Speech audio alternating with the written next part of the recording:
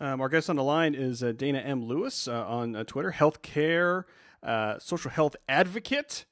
And I, uh, I mean, you've won, been awarded a lot of awards related to specifically social media. Something I wanted to ask you was, do you remember kind of your first experiences with Twitter? And because you're like Twitter everywhere now, but can you kind of share about, I mean, were you like really an early adopter? Were you just like, I'm not really sure? And then you had this aha moment, and because everybody kind of has a different experience with Twitter. Yeah, everybody has a different experience, but I feel like everybody has the same progression in terms of they kind of dip their toes in the water and they've got a skeptical eye and they talk to the few people they know and they slowly start following more people and listening to more conversations and eventually really get into it. And so in that sense, my adoption of Twitter was pretty similar. But I happen, my degree is PR, my job is communications. I happen to be a talky person. I like to talk. So to me, it was another tool where I could talk to my friends, but also meet new people because I love to meet new people, hear their stories, interact with them. So that was within a couple of weeks, I realized, wow, I can really meet a lot of people, learn from them, see what they're doing in their career and their personal life. And so that's what attracted me to Twitter at first. And over time, within 2 or 3 months, I started really talking to the public relations PR professional community, seeing what they were doing, how those professionals were interacting online. Which I learned a lot from. And then because I knew I wanted to go into healthcare PR and healthcare communications as a professional. By my junior year, I was having discussions with some of the top social media people at hospitals at that time. That's how I met Lee Azee and Ed Bennett and Eric Hansen, was talking to them on Twitter about their experiences in social media and healthcare. And Twitter is a huge equalizer that I found even early on. Like presuming people are responsive, and obviously you found the right people there. Just to send them a message and say, hey, what do you think about this? Or yes, I agree with you. Or no, I don't agree with you. It's been a fascinating thing just to kind of try to communicate people just through 140 characters, and that kind of builds community a little bit. And I guess that's kind of been your experience too in meeting some of these social health and social media leaders as you're kind of learning more about the platform. Right, and that's the premise of why I started HCSM. And for those of you who don't know, it's the hashtag HCSM Twitter chat every Sunday night that I run. It's because I wanted to have a conversation with these people who were amazingly open and willing to communicate with just a college student who was looking to get into healthcare communications. And I love Twitter because I hate the real world barriers of somebody feeling like they're too good to talk to you because you're a patient or you don't have an MBA or a JD or an MD. I really think that we all can play a part to improve healthcare. We should respect each other and one another for each of the individual things we do that overall, contributes to somebody's health and well-being. So that's why I love Twitter. Because like you said, you tweeted our CEO and he tweeted back to you. Normally, would you have the opportunity to really engage with our CEO? Not necessarily, but through Twitter, that's now possible. And that's why I absolutely love the tool. HCSM stands for Healthcare Communications and Social Media, and started in January 2009. Yeah. So is that something that you just picked? Is that you're like, I'm really going to do this, or like how did that all kind of come about? I mean, I know you shared little bits and pieces of it already. Well, that's the number one question I get. A lot of people are looking to build Twitter chats. They're like, okay, how'd you build this community? Well, back in December, when we started talking about having a conversation about healthcare on Twitter, it wasn't about building a community. We had no intention of it being a weekly chat. And the first one was actually using GChat, the instant messenger in our Gmail with 4 people. Okay. Yeah. 3 people who worked in hospital communications and myself, because I actually saw 2 of them talking, and I was like, hey, this is a cool conversation. I want in. And so we set up a time. It was 8 o'clock Central on a Sunday night. We had the GChat. It was great. We learned a lot. And when we talked about it on Twitter, like, wow, I just had a really great conversation with so-and-so, so-and-so, and so-and-so. And a couple people popped on and said, hey, let's do another one. I want to be a part of it. And so it turned to me, and I said, okay, well, I'll moderate it. And then I was saying, well, how do we do a chat on Twitter?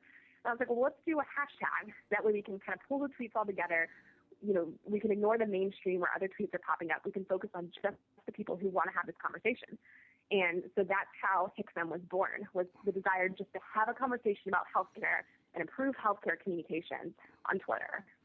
And for people who may not, who listen to this show, who may not be that familiar with the concept of a hashtag on Twitter, can you kind of explain that a little bit and let people know how that works?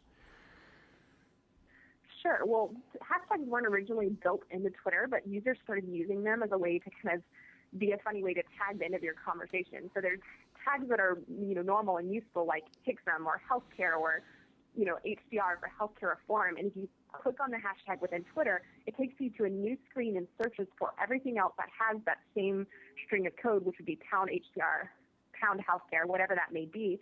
So you can find people who are having a conversation and join it. You can watch a conversation. You can participate. And sometimes people use hashtags for really inane things like, oh my gosh, is it Friday yet? But the great thing about it is you can kind of pull together a common conversation and let people stumble across the conversation. And so you moderate that. So how would you describe what your role is on the weekly HCSM chat? Well, I pull in topics from the community. So people send me DMs at replies and just plain old-fashioned emails saying, I'm interested in this, or have you seen this link, or can we talk about this? So sometimes people send me really specific, targeted questions that are great, and I can immediately use them for a topic.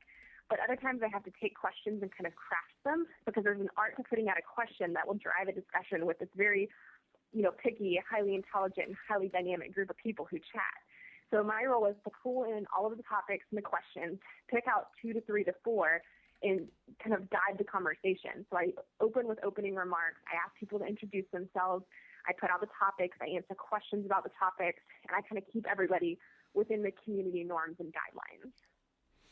And so is it kind of just random topics that you come up with every week, or is it driven kind of by what some popular stories are over the week, or is it just sometimes just totally random? It's a combination of everything. I mean, sometimes there's a hot topic like, healthcare reform, or some pharmaceutical organization came out with a social media policy and they made it public.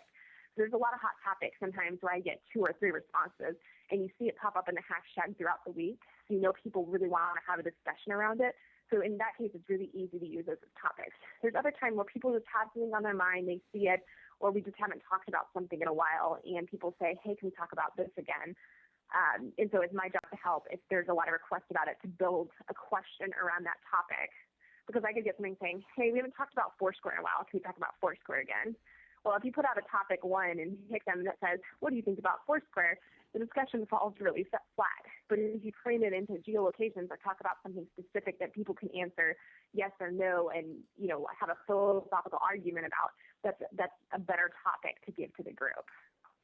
And in those beginning days or beginning weeks, was it really a variety of people? Did it just start out mainly with communication type people, or do you remember kind of who some of the first participants were in that first month or 2?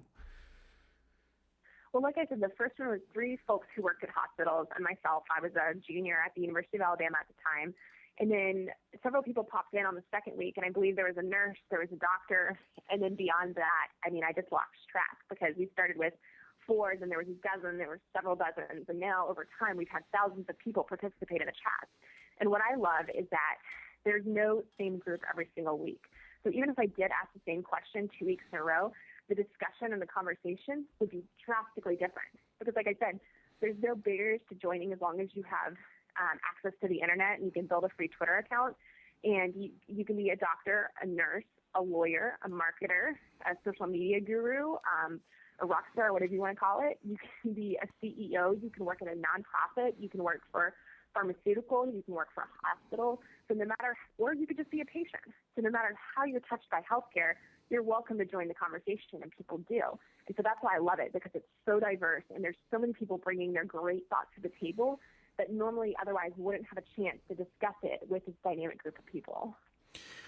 We're going to take a little bit of a break here, and then after the break here, I do want to get into something, and I know that we kind of talked about this offline. Is that there was a lot of people are trying to start these chats, and are having variable success in some people's opinion. But the thing I really wanted to talk about is what I talked about on my blog this week as well. Is called MD Chat, and as far as specifically doctors. And I'd like to get your opinion about that as a non-physician. We can kind of go back and forth on this. So it'll be interesting conversation. So stay tuned out there. We will continue the conversation right after this on the Dr. Anonymous show. Don't go anywhere.